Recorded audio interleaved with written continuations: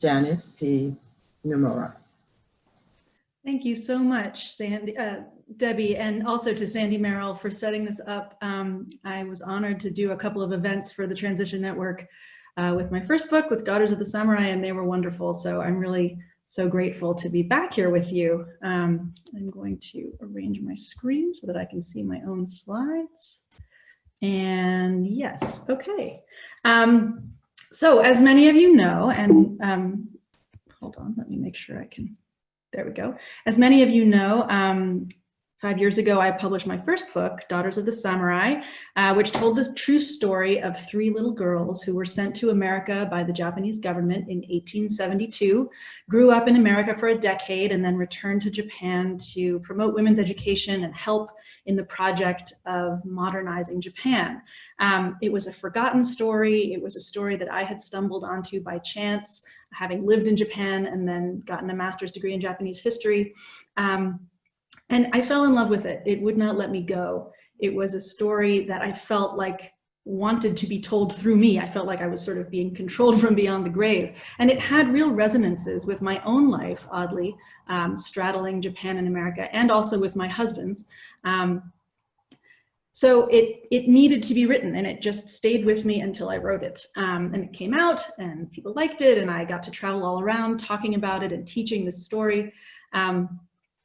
And it was an ecstatically fun experience to not just teach this story, but hear stories from other readers who had their own stories of straddling different cultures. It was a wonderful experience. And when it was over, I knew that I wanted to do it again right now. The problem was that in order to do all of the research and the travel and the writing and the editing and then more editing and more editing, you really have to be in love with the story that you're telling. The story of the Daughters of the Samurai had really snuck up on me, but now I wanted to fall in love again, right now. And that's not something you can decide to do necessarily. I knew my next story would have to have some resonance with a piece of my story, as this one had.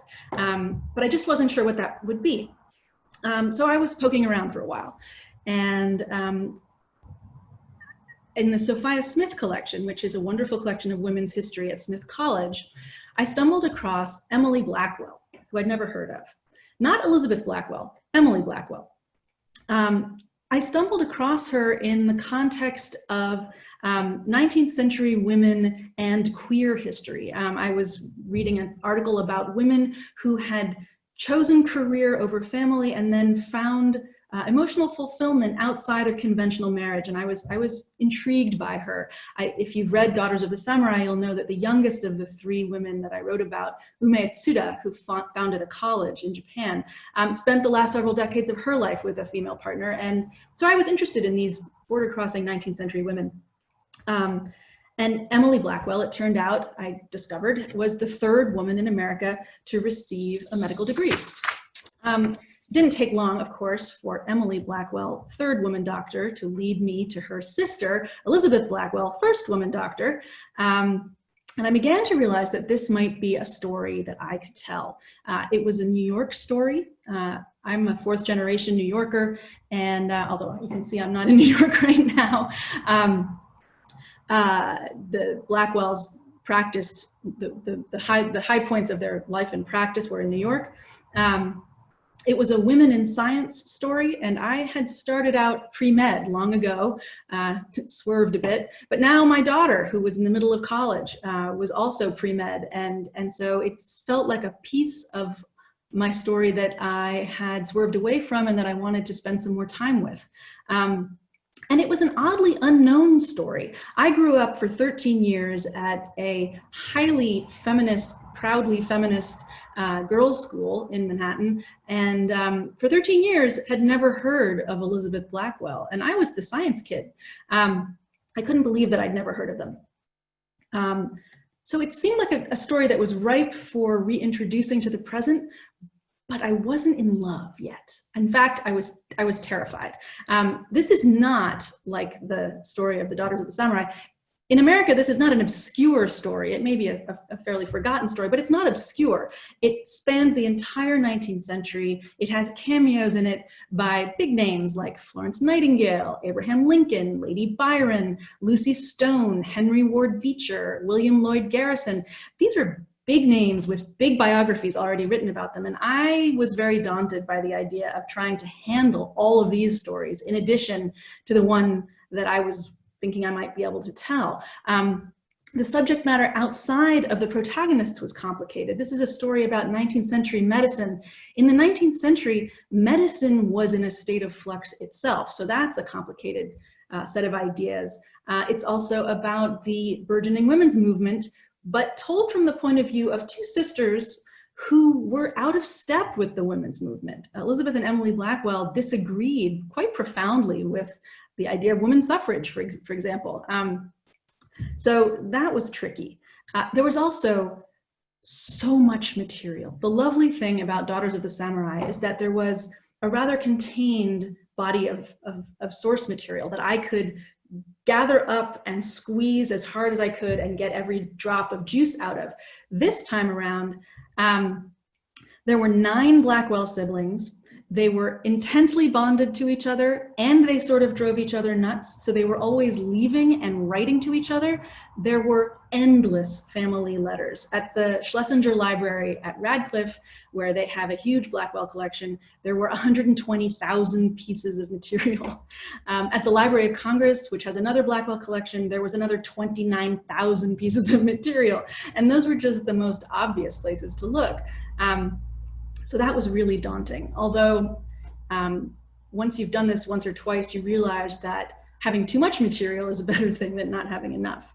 It was also quite a lopsided story. I knew from the beginning that I wanted to tell this as a story of Elizabeth and Emily Blackwell, because their partnership is a big piece of why Elizabeth became the first woman doctor. But it had never been told that way, and largely because the source material was terribly lopsided. There's just a lot more of Elizabeth material than there is Emily material. Another daunting thing is that a lot of those family letters looked a lot like this. This, if you can squint, this is called cross-writing. In the early 19th century, paper and postage were fairly expensive, and if you didn't have a lot of spare cash, you grabbed a sheet of paper, filled the sheet this way, then turned it 90 degrees, filled it again. Sometimes you turned it over and did it on the other side. This is a letter from Elizabeth Blackwell's brother Henry to her in 1844. You can get a closer look at it here.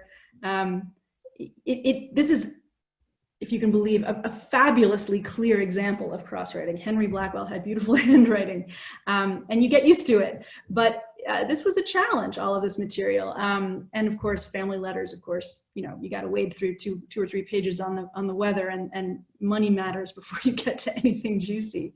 So anyway, it was a daunting prospect. But it stayed with me largely because every time I asked someone, so have you heard of Elizabeth and Emily Blackwell?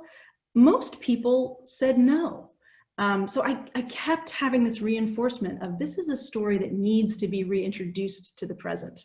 The people who did recognize the name almost always said the same thing. They were almost always women, and they almost always said, oh yeah, I had a book about her when I was little. So there's a whole shelf, if you go to the junior biography section, there's a whole shelf of books about Elizabeth Blackwell there. A whole parade of perky, pretty, slim Elizabeths. No, never Emily. Emily is almost never in there, but Elizabeth is always there. She's always got a stethoscope. She's always got moxie. Here's the elementary school version. Here's a middle grade version. There's that stethoscope. Here's a version from sort of the 1940s aimed at, you know, tween age girls as an inspirational tale. Always slim, perky, pretty, and of course, where there's that stethoscope. They were inspiring stories, all of them, but they were sanitized and they were incomplete. Here's another one, another early mid-century version. Here's an illustration of Elizabeth in her first medical school lecture with all the men gawking, but her looking statuesque and Amazonian. If you look on the right there, there's a medical bag with a stethoscope, so never without that. Here's the intersection of my two fields, the Japanese manga version of Elizabeth Blackwell's story. Those big white characters say, Elizabeth Blackwell. And down there in the corner, that photograph isn't actually Elizabeth, that's actually Emily. So I kept having this reinforcement of people don't know this story well. They've forgotten important parts of it. They've scrubbed it away until it's so shiny and perfect that all of the interesting stuff isn't there anymore. I wanted to see these sisters whole. I wanted to see them with all of their complexities and their contradictions and sometimes their uglinesses. It was 2016 when I started to get serious about writing about the Blackwells. And if you remember a phrase that came into the vernacular in 2016, nasty women, it felt like an important moment to tell a story about female achievement that isn't necessarily adorable like this Elizabeth is. And I thought, oh, this is perfect. I'll put this proposal together. It was the fall of 2016.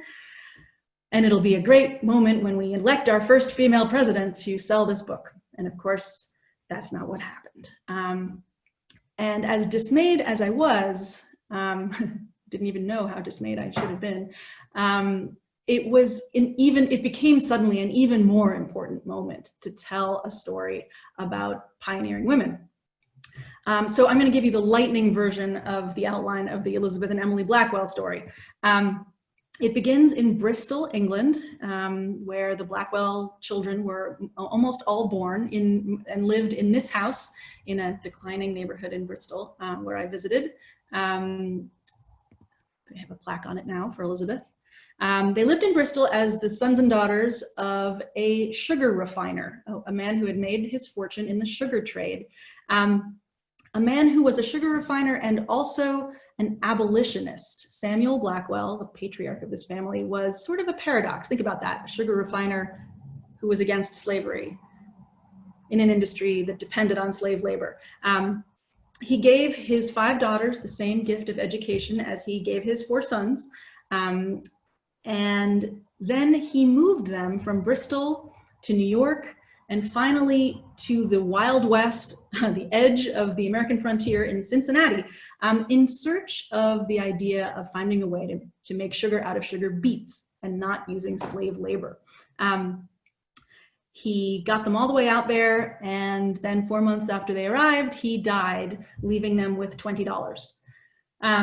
So they had the example of a father who was a dreamer, who was an idealist, who wasn't afraid to try to change his reality from the inside. And they also learned, at least the daughters did, that having a husband was no guarantee of security. None of the 5 Blackwell daughters ever married. Elizabeth, who was 5 years older than Emily, was voraciously brilliant, quite socially awkward, and blessed with a healthy sense of her own self-worth. She admired Margaret Fuller, who was a sort of a charter member of the Transcendentalist movement, a very prominent writer who had in that moment in the 1840s published a best-selling book called Woman in the 19th Century. She believed that humanity would not be truly enlightened until women claimed their true power. Not that women should be emancipated by men, but that women should claim their own power, that they could be anything they wanted to be by virtue of talent and toil. It had nothing to do with what sex you were. If you worked hard and you had skill, you could be whatever you wanted to be.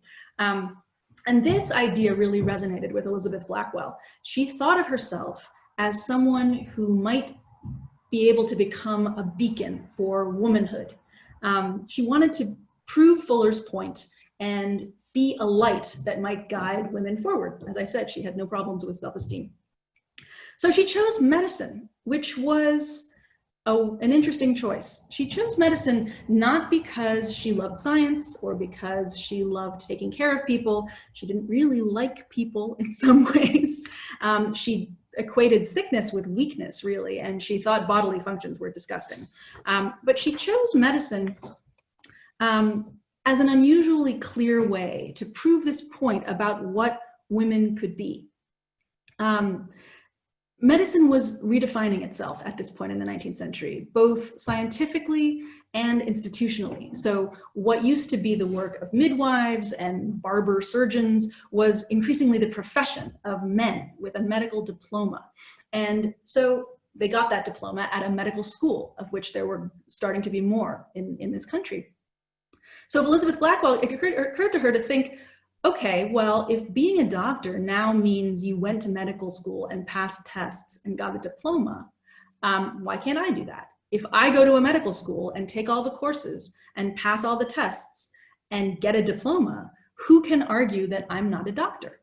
So she embraced medicine not as a calling, but as a way to prove this point. So long story short, she won admission to a tiny rural medical school in Geneva, New York, that's up by the Finger Lakes. Geneva Medical College, pretty much by accident. I'll tell you more about that in a minute. Geneva Medical College, the descendant academic institution is Hobart and William Smith colleges, which are now what is on this spot. Anyway, she graduated at the top of her class in 1849, and she finished her training in Paris and in London. Meanwhile, she knew that this was going to be a very lonely path, being the first woman to get a medical degree, and she wanted some company. She had a very high opinion of the rest of her family and a relatively low opinion of most of the rest of humanity. So she wanted one of her sisters to join her in this quest. And so she anointed her sister Emily, who was the most talented of her other sisters, 5 years younger. And she said, you pursue medicine as well, come join me.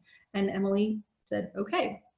Emily was actually a more talented and a more dedicated practitioner. She actually really embraced science, but she had to fight even harder for admission to medical school, because after Elizabeth had this success at Geneva Medical College, the other regular medical schools were horrified that a woman had managed to slip in and be successful. This was terrifying.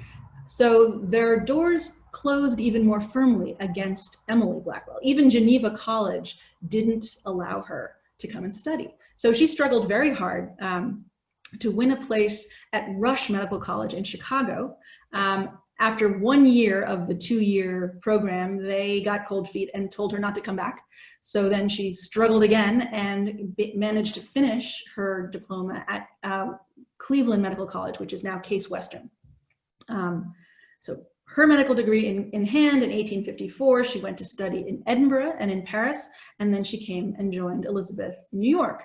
And together, they opened the New York Infirmary for Indigent Women and Children in 1857. And this is cool because if maybe I'm assuming some of you are New Yorkers, the New York Infirmary building, the building in which it was first founded, still stands. It's on the corner of Bleecker and Crosby Streets in NoHo. That's it today on the right, and on the left, as it looked earlier, it was, as you can see, a fairly small hospital. It was the first hospital in America staffed and run entirely by women. And its intent was not just to create a place for indigent women and children to consult female doctors about potentially embarrassing medical issues, but also to give the slowly growing numbers of women who were pursuing medical degrees a place to finish their training. Hospitals weren't allowing women to walk the wards. Elizabeth and Emily had to go abroad to get some of the training that you didn't get in medical school back then. Medical school was really just about lectures. If you actually wanted to know how to do anything, you had to go to a hospital and learn how to do it. And there weren't hospitals in America that were letting women do that yet. So this was going to be an opportunity for women to pursue further training. Elizabeth and Emily had hoped that their own example of breaking into men's medical schools and then founding a hospital would have opened the male medical establishment to them and to other women, but they were wrong. And in fact, as I said, medical colleges had even more firmly rejected women, And simultaneously, a couple of medical colleges for women had opened in various places. The idea being that, okay, maybe women could study medicine, but good Lord, we don't want them in the same room with men learning about dissections or learning about the human reproductive system, Lord forbid. So there were these women's medical colleges, which were inferior. They weren't at the same level of rigor as the men's colleges, but because they existed, men could reject women from men's colleges. Elizabeth and Emily, dismayed by this situation where women who wanted to study medicine really could only study it in a women's medical college that gave them an inferior training, decided, against their earlier decision, to open a women's medical college of their own. And their own women's medical college would exist at a much higher degree of rigor, at a higher degree of rigor really than some of the men's. So they opened the Women's Medical College of the New York Infirmary in 1869. And that was just their professional lives. So personally, more interesting stuff, both sisters adopted daughters. Emily, as I mentioned, lived with her partner and fellow surgeon, Elizabeth Cushier, for the last several decades of her life. Two of their brothers, Henry and Sam, married two of the most prominent feminists of the day, Lucy Stone, an early suffrage advocate, and Antoinette Brown, who was the first woman in this country to become an ordained minister. So it was quite a family. Even more complicated was the fact that Elizabeth and Emily didn't really agree with their sisters-in-law. They didn't really agree about women's suffrage, and they had a pretty dim view of other women in general, often. So it's a very complicated and multi-level story. Even though Elizabeth and Emily had built the New York Infirmary and the Women's Medical College together, they disagreed about what the role of a woman doctor should be. And as time went on, they came to disagree more and more. Elizabeth really believed that the role of a woman in medicine, she increasingly believed, was as a teacher armed with science, as a hygiene advocate, as a public health promoter. Emily really felt more that a woman should be a doctor, like any man doctor. She should practice surgery. She should be a medical professor. She wasn't just there for the public health side of things. So as they diverged more and more, it started to be difficult for them to work together. And once the Women's Medical College was founded in 1869, Elizabeth decided to do what she had been yearning to do for quite a long time, which was return to England. She had always thought of England as her true home, and she preferred to be there. So for the last 4 decades of their lives, from 1870 to 1910, the sisters spent those decades on 2 different continents. So they parted ways. Elizabeth went to England and became a public health advocate. She advocated for moral reform causes, did a lot of writing, lecturing, not a lot of doctoring. Emily stayed in New York and ran the New York Infirmary and the Women's Medical College, trained a generation or 2 of new female doctors, practiced surgery, and interestingly, sustained her sister's reputation as first woman doctor, founder of the New York Infirmary, in a way that ended up, paradoxically, eclipsing Emily's own reputation. So we remember Elizabeth, she's the one who got a postage stamp made in her image, but it was Emily who really did the work from 1870 through her death. Okay, so that's a summary. It's painfully brief. Here's the announcement of the Women's Medical College opening. Skip that one. Painfully brief summary, and now I just wanted to talk a little bit more about some of the challenges about trying to tell a story like this, and some of the things that I confronted and some of the things that sort of drove me forward. As I said, this was a story that clearly had more complexity to it than you found on the children's biography shelf. This is the the infirmary building on Bleecker Street. And 2 years ago, in 2018, the Greenwich Village Society for Historic Preservation decided to put a plaque on the building commemorating its historic purpose as the site of the New York Infirmary. And it was an evening that really confirmed for me that the way history doesn't fit on a plaque. So here's this plaque. It says, in this building, the first female doctor in America, Elizabeth Blackwell, established the first hospital for, staffed, and run by women. The New York Infirmary for Women and Children opened on May 12, 1857, a day which was also the birthday of Blackwell's friend and collaborator, Florence Nightingale. Groundbreaking at the time, the hospital provided free medical care for indigent women and children and offered clinical experience and instruction for women determined to expand their skills as physicians. Now, it's a good plaque. It's accurate as far as it goes, but you know, even just from listening for these last 20 minutes, how much isn't included on that plaque. And so that evening was really a crystallizing moment for me. There was a big crowd, lots of speeches, lots of people there feeling, oh, look, I'm even wearing the same shirt. Lots of people there saying, you know, here we're reclaiming a piece of women's history. It's the Me Too moment. Everybody left feeling kind of empowered. And with this image of Elizabeth Blackwell, and not really Emily Blackwell, slim and pretty and with the stethoscope, bending over the grateful patients, and it wasn't totally accurate. And it really made me want to tell this story even more. I mean, there's a closer look at the plaque. Oh, and the woman in this picture, who's not me, is Jane Carey Blackwell Bloomfield. She is a descendant of one of Elizabeth and Emily's brothers, George, and was very helpful to me in this project. There's the plaque. But I mean, the idea that people had in their heads walking away from this event was inaccurate. It was inaccurate. They had this image of Elizabeth with her stethoscope and her grateful patient. But even the stethoscope was wrong, because back in 1857, most people were still using stethoscopes that looked like this. So I really was galvanized that evening to try and tell this story in a way that was truer to what really happened.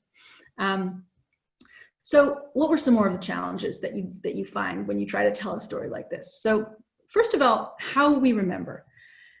How do people remember the parts of the story that are most important to tell? This is the spot in Geneva, New York, where that medical building once stood. It doesn't anymore. Geneva is beautiful, by the way. You can see Seneca Lake in the background there. Elizabeth's admission took several versions. In the children's book version, that first children's book I showed you, her admission is addressed this way.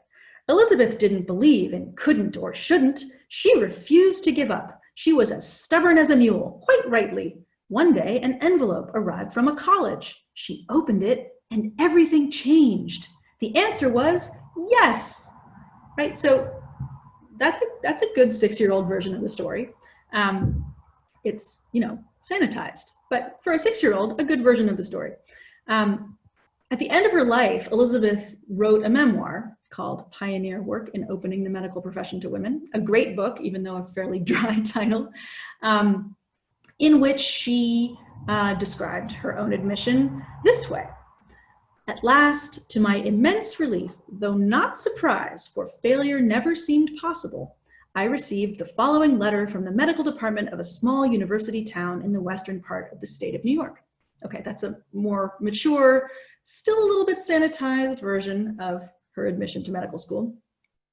Then there's another version in an appendix to this book by a man named Stephen Smith, who was a classmate of hers at Geneva College.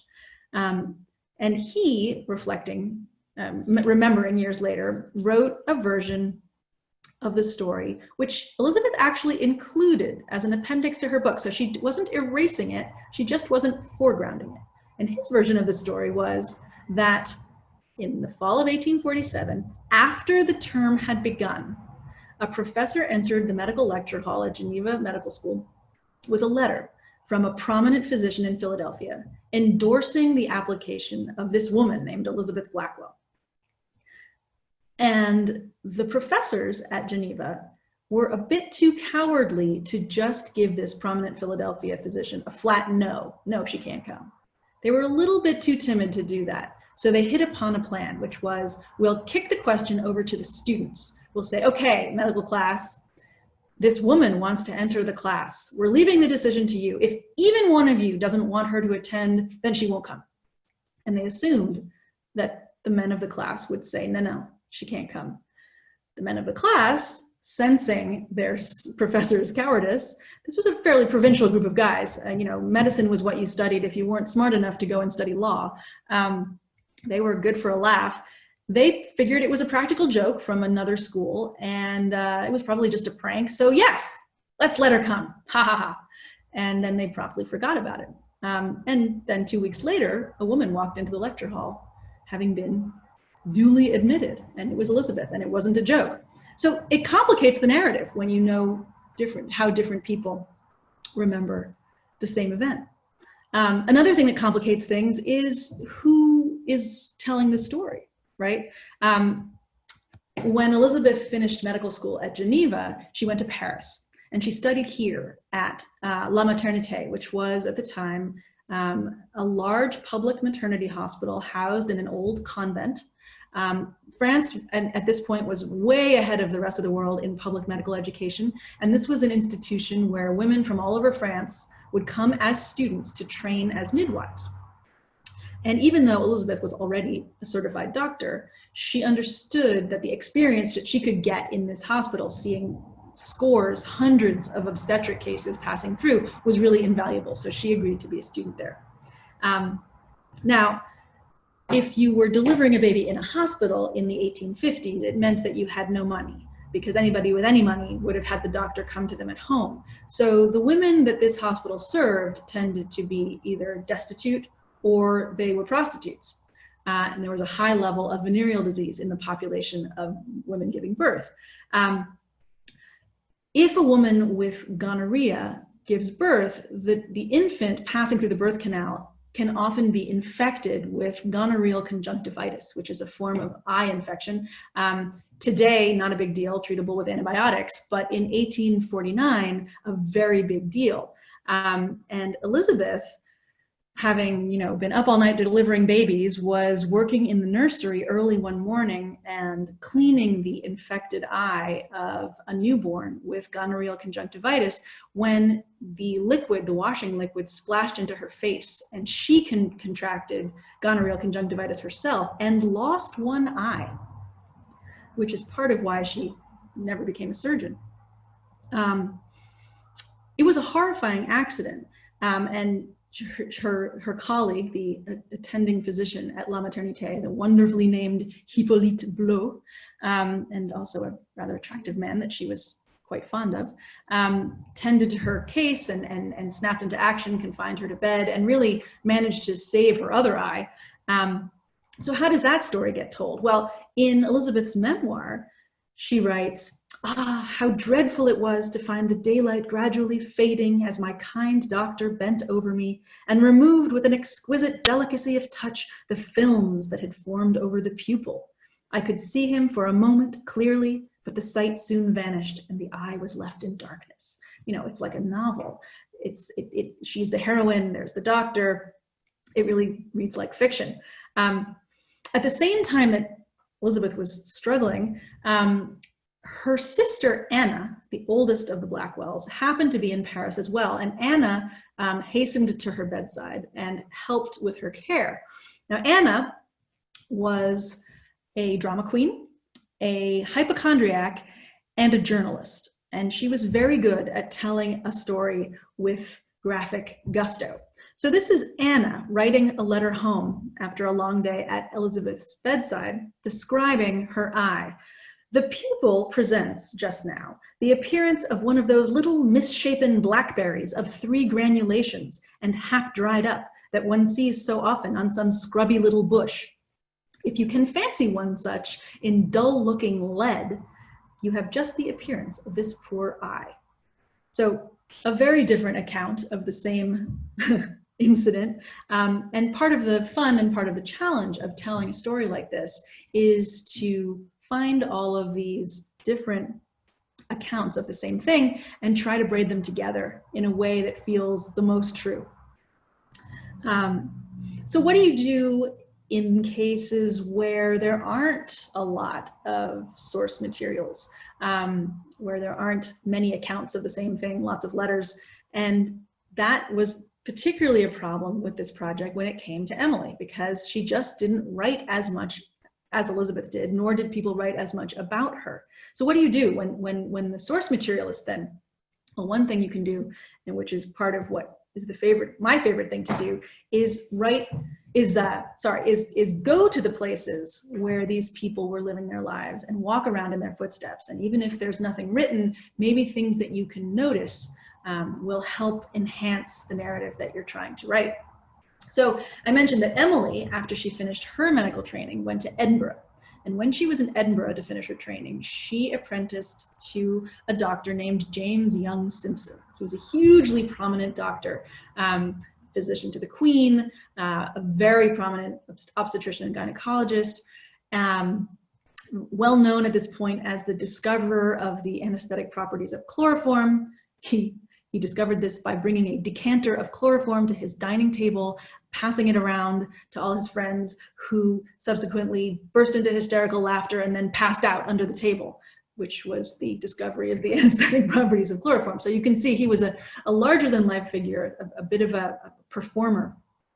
And to his credit, he took on a female assistant in Emily. Now, he took her on partly because it was kind of kicky to have a woman around it that he could show off as a curiosity, but he did teach her a great deal. So I went to Edinburgh to learn as much as I could about the world that Emily found herself in with James Young Simpson. I went to Queen Street, where his house and office were, and they still stand. It's that building in the middle with the extra full story on top, built, I learned, because when it came to all of Simpson's children and friends and patients and colleagues, they just didn't fit in the house. So he needed more space. This building is now, I believe, some sort of halfway house run by a religious institution. So the door was open when I went there to take this picture. So I walked in, following in the footsteps. And I just sort of wandered around until somebody told me I needed to wander back out. But I noticed details that were sort of telling about the world that Emily was entering. For instance, in the back stairway, James Young Simpson's initials are still worked into the banister. That was the Latin initials, so IYS for James Young Simpson. I went to Surgeons Hall, the museum of the Royal College of Surgeons in Edinburgh. They wouldn't let me take pictures, but this is my notebook, where there were tons of artifacts of Simpsons that Emily would have had contact with. For instance, on the left there, that square thing, Simpson's pocket medicine case with all the different medications he would have used on his house calls, and a little message under the lid that said, "Please return to 52 Queen Street." There were his stethoscopes there on the lower left in ivory and rosewood that he would have used and taught Emily to use. You can see his shoe buckle on the upper right and his quill pen. They even had the decanter that had the chloroform in it. So those were all ways of getting a physical sense of what her life there might have felt like. I also had her letters from there. At the time where Emily was studying Edinburgh, Elizabeth was sort of languishing in New York. She had finished her training, but she had not managed to attract patients because the idea of seeing a woman doctor was outrageous to a lot of people. And so she wrote home everything she was learning to Elizabeth, who gobbled up her letters, and she put sketches in the sides of the letters. If you can squint on the left side of this letter, you'll see two sketches of instruments that are actually these: a stem pessary, which would have been inserted into the vagina to sort of keep everything in place for women suffering from uterine prolapse after many pregnancies. On the bottom there is a uterine sound, and actually invented by Simpson as a way of measuring the dimensions of the cervix. You can see there are gradations there. You would insert and see what the dimensions were.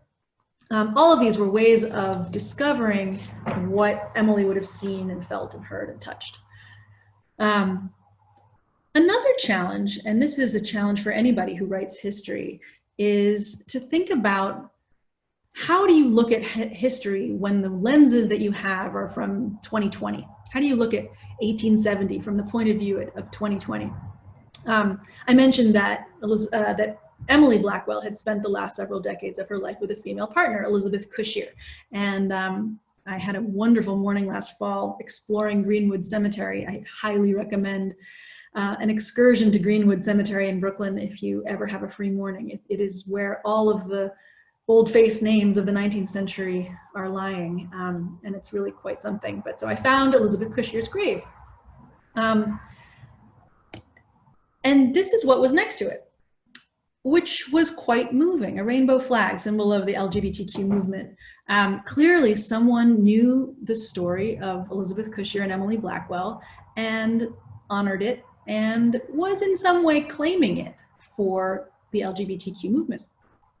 And again, I found this moving, and at the same time, I thought about how Emily and Elizabeth Cushier would have found this. If they were here today and could see this flag, what would they think of it? And I think they might have been faintly appalled because their personal lives were private and they were not interested in making political statements. They were just interested in each other's companionship. And to be claimed by a political movement would have felt like an invasion, I think. So again, how do you honor the intentions and the beliefs of the people you're writing about while still seeing them through the eyes that you wear on a daily basis in the 21st century? Finally, I just wanted to talk a little bit about female heroines in general and how we want and need them to be. This is a picture that if you Google Elizabeth Blackwell, always comes up. Most pictures of Elizabeth and Emily Blackwell look like this. Two old ladies, dignified, white-haired, regal, and older. This picture is a lovely picture of a young woman with a Mona Lisa smile, and it is not Elizabeth Blackwell. How do I know that? On the back, when you look at the portrait studio, it's Dana's Photo Portrait Gallery, which did not exist until the mid-1880s in New York City, when Elizabeth Blackwell was in her mid-60s. This is not a woman in her mid-60s. But it persists. It's probably one of her nieces who probably had a nickname like Bessie, which is why the photo was misidentified at the Museum of the City of New York, where it is held. As you can see, somebody wrote Bessie Blackwell at the top of the back of the card, and someone else, trying to be helpful, wrote, maybe it's Elizabeth Blackwell. Well, it's not. But people like to see it that way because people like their heroines to look a certain way. So that really sums up why I still believe that this is a really important time to retell this story. Elizabeth and Emily Blackwell became doctors to make a point about women. And despite their own disagreements about the role of women doctors, they agreed on this. The goal was not just to change how men saw women, it was to change how women saw themselves. The Blackwells were not perky or pretty, they were cranky and serious and stern and opinionated and judgmental and quite misogynistic sometimes. But they wanted to make a point about the untapped power of women, and they made it clear that only women had the power to unleash it. So if all goes according to plan, the book should appear in time for Elizabeth Blackwell's 200th birthday on February 3rd of next year. That will, if you're keeping track, that'll be the day before the inauguration. No matter what happens, and I sincerely hope that it goes our way, it will be an important moment for this story. Thank you so much for listening. Thank you, Janice. That was wonderful. So interesting. And I'm definitely taking an excursion to Bleecker and Crosby Street to see the building. And I have been to Greenwood, and you're right, it's just an amazing place. So I highly recommend to visit there also. Just want to remind everyone that this webinar is being recorded, and you will be able to watch it on our TTN NYC YouTube channel, along with all the other author webinars. So we do have one question from Janine. Do you know the name of the prominent Philadelphia physician who sent the letter of endorsement to Geneva College? Now you're going to make me go back to my notes. I don't. What was his name? If I can look it up and remember it, and I can send it to you. I don't have. Okay. Why don't you do that? And I'll I'm going to follow up with everyone so I can include that. It was Warriner. His name was Dr. Warriner. Warriner. Warriner. Okay. Hard to recall names on this phone. And then Gail says, yes, she's been there also to Greenwood, and it is exceptional. Mary says, wonderful presentation. Do you know why the sisters were so opposed to women's suffrage? Oh, that's a good question. So they didn't believe that women should have the vote until women knew what to do with the vote. They sort of felt like as long as women are used to being enthralled to their husbands and used to deferring important decisions to their husbands, giving them the vote would only ensure that women would vote the way their husbands voted. So they thought that what you need to do first is teach women how to claim their own independence, then give them the vote, and they will know its power and what to do with it. As I said, and it's part of what's interesting about this story is that Elizabeth and Emily Blackwell didn't have a particularly high regard for most women. And I think that's something that's true today. I think a lot of very successful women often have a fairly dim view of other women, which is a shame and something we all need to work on. But they really believed that that the suffrage movement was getting it backward, that the point shouldn't be to give people the vote first. It should be to give them the financial and intellectual power to govern their own lives, then give them the vote and they can make change with it. That was the idea. They also were very wary of allying themselves with other women. They tended to assume that other women were not going to be as accomplished as they were, and they didn't want that to reflect badly on them. They had struggled so hard to get where they were that the last thing they wanted was for someone that they didn't esteem to get too close to them and kind of taint them. Another thing that I think happens today as well. I think women who rise to the top often aren't particularly generous to other women, unfortunately. A question from Naomi. There was a British TV show called Dr. Bramwell. Do you know if it was based on Blackwell? I don't. I'm going to have to look it up. Okay. And I only have initials. MP asks, is there discussion in the book on Blackwell's Island? Oh, another good question. Blackwell's Island was the earlier name for what is now known as Roosevelt Island. Unfortunately, there is no connection. The Blackwell that the island is named after was a farmer who owned the land, I think in the starting in the 18th century. Interestingly, though, Blackwell's Island came to be the place where the really grim municipal hospitals and asylums were in the 19th century. And that was a kind of medicine and a kind of really grim, highly infected scene that the Blackwells worked really hard to work against. They were really at the front of the idea that hygiene and public health were really important. So it's sort of an irony there that Blackwell's Island was synonymous with, horrible hospital infections, and the Blackwell sisters were right on the other side of that, trying to work against it.